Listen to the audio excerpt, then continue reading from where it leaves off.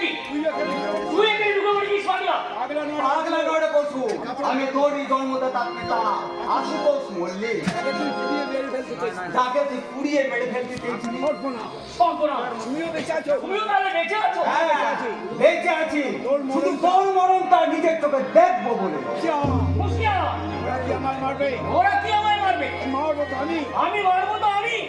সেদিন বেঁচে গেছিলি, সেদিন তোরা খুব বেঁচে গেছিলি। এবার আর তোর বাঁচবি না দুর্গা। এরা আজ কি কেউ না বাঁচবি না দুর্গা। সবার আগে আমি তোকে মারবো। সবার আগে আমি তোকে মারবো। হুঁশিয়ার মার বললে ওদের